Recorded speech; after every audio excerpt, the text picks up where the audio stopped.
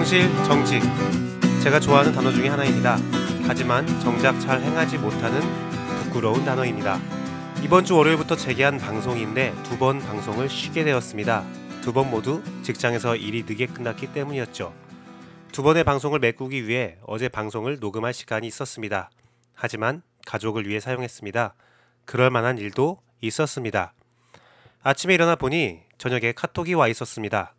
방송에 관한 내용이었고 방송을 누군가에게 추천한 이야기였습니다. 감동이 되었습니다. 또 죄송한 마음이 몰려왔습니다. 솔직히 누가 듣겠어라는 아니란 마음도 있었거든요. 또 누군가는 방송이 안 올라와서 제가 아픈 줄 알았다고 말해주었습니다. 정말 건강하게 놀았는데 감사하고 죄송한 마음이 몰려왔습니다. 방송을 시작하면서 매일 올리고자 한 약속이 있었습니다. 그러지 못해서 정말 죄송합니다. 성실, 정직, 그러하겠습니다. 분명 피치 못할 일은 반드시 또 일어날 것이고 방송을 못할 수도 있습니다. 하지만 여러분을 생각하며 방향을 잃지 않고 늘 성실로 정직으로 이 자리를 지키겠습니다. 아싸와 인사, 기성세대와 신세대, 종교와 삶, 꿈과 현실을 이어주는 브릿지가 되고 싶은 마음 변치 않겠습니다. 정통 기독교 방송의 꿈을 꾸고 있는 CR 침례교회 김규배 목사였고요. 오늘의 브릿지 시작하겠습니다.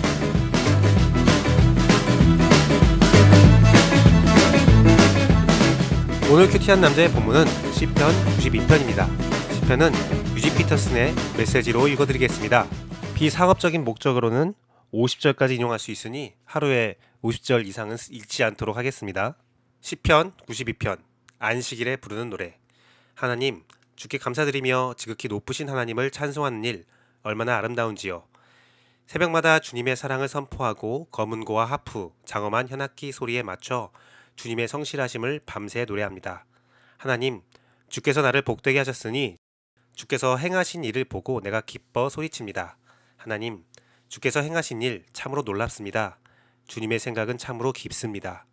우둔한 자들은 주님의 일을 알지 못합니다. 어리석은 자들은 결코 그것을 깨닫지 못합니다.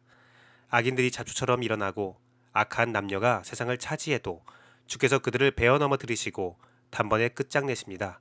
하나님, 주님은 지극히 높고 영원하신 분이십니다. 하나님, 주님의 원수들을 보소서.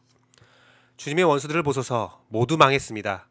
악의 하수인들은 바람 곁에 모두 흩어졌습니다. 그러나 주께서는 나를 돌진하는 들소처럼 강하게 하시고 축제 행렬로 영예롭게 해주셨습니다. 나를 책잡는 자들이 쓰러지던 모습, 나를 비방하는 자들이 돈망치던 모습, 지금도 눈에 선합니다. 주께서 하신 약속의 음성 내 귀에 가득합니다. 선한 이들은 종려나무처럼 번성하고 레바논의 백향목처럼 우뚝 솟으리라. 내가 그들을 하나님의 안뜰에 옮겨 심었으니 하나님 앞에서 크게 자라리라. 늙어서도 늘 푸르며 진액이 넘치리라. 이것은 하나님의 정직하심을 보여주는 확실한 증거. 그분은 나의 산, 크고 거룩한 산.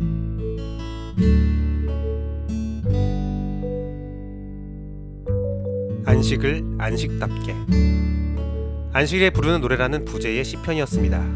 아브람 햇셀의 안식이라는 책의 소개문에 아브람 햇셀의 아들이 아버지가 지키는 안식일을 서사적으로 기록한 부분이 있습니다.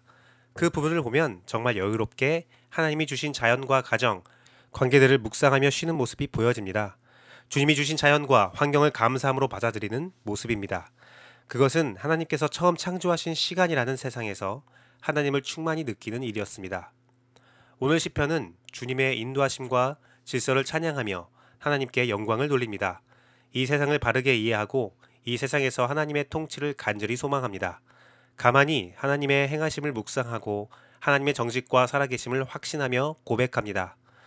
일주일에 한 번씩 있는 안식에 진정한 하나님을 느끼며 고백합니다.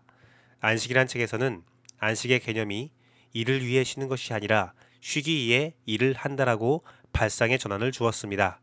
온전히 쉬기 위해 일주일을 경험하고 안식에 여유롭게 시간을 보내며 자신에게 있었던 일을 복귀하고 그 안에서 여호와 하나님의 통치하심을 찾는 진정한 안식. 안식을 위한 삶은 삶의 전체를 바꾸어 줄 수 있다는 소망이 생겼습니다. 하나님은 살아계십니다. 하나님은 통치하십니다. 이 세상에 더럽고 추해도 악해도 하나님의 통치는 변함없는 진리입니다. 그러하기에 하나님 보시기에 더럽고 추하고 악한 것들은 반드시 멸망당하여 사라질 것들입니다. 하나님은 저에게 주신 말씀을 반드시 지키시며 하나님은 자신의 언약을 지키는 백성들을 온전히 보호하며 지키십니다. 하나님의 위엄과 영광은 곧 열방에 드러나게 될 것입니다. 이러한 진리를 안식일 때마다 묵상할 수 있는 예배가 되기를 소망합니다. 분주함으로 가득 찬 예배가 되어서는 안 됩니다. 혹은 누군가의 편의를 위해 다른 누군가의 안식이 희생당하는 것도 올바르지 않습니다. 안식은 지극히 개인적이면서 지극히 공동체적입니다. 하나님을 묵상하고 그 묵상함을 편한 이웃과 나눌 수 있어야 합니다. 그러한 예배는 이 상에서만 머물 수 있는 것일까요? 그러한 예배의 현실이 이루어질 수 없는 것일까요? 담임 목사로서 안식을 묵상해 봅니다. 그러한 안식을 누리는 교회가 되고 싶습니다. 그러기 위해 무엇을 해야 하는가? 어떤 교회가 되어야 하는가? 고민이 많지만 함께 해결해 나갈 수 있다고 생각하고 있습니다. 다음에는 이러한 일을 위해 시간을 보내기를 소망합니다. 함께 고민할 수 있는 자리를 마련하고 싶습니다. 함께 하나님을 충분히 느끼고 나눌 수 있도록 말이죠. 하나님의 진정한 안식을 누리기 원합니다. 주님을 묵상하고 주님을 바라보며 주님을 나누기 원합니다. 안식을 이룰 교회를 고민하고 나누는 시간이 있기를 소망해 봅니다.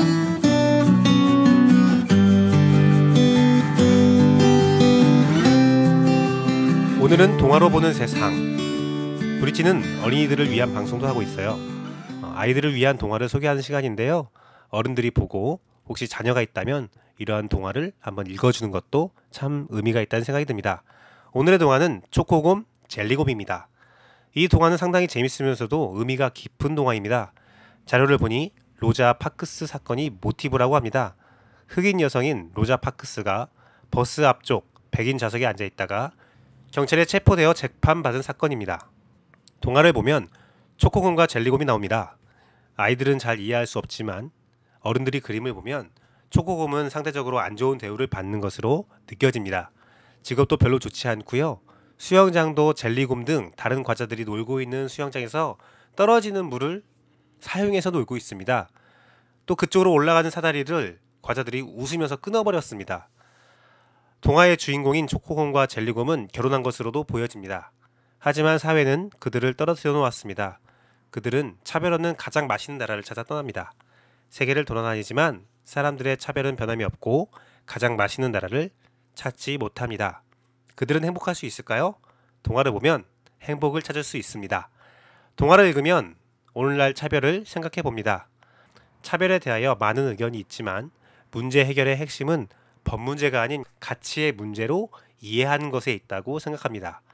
저는 솔직히 동성애를 반대합니다. 저의 신학이며 신앙이기 때문입니다. 하지만 그렇다고 해서 동성애를 찬성하는 사람을 혐오하거나 반대하거나 동성애자들을 혐오하고 싶지는 않습니다. 그런데 누군가 그러더라고요. 반대 자체가 혐오다. 저는 그 말에 동의할 수 없습니다. 그러면 우리 모두가 다 혐오하고 있는 것입니다. 서로 반대하고 있으니까요. 저는 반대한다고 차별을 주고 싶은 생각은 없습니다.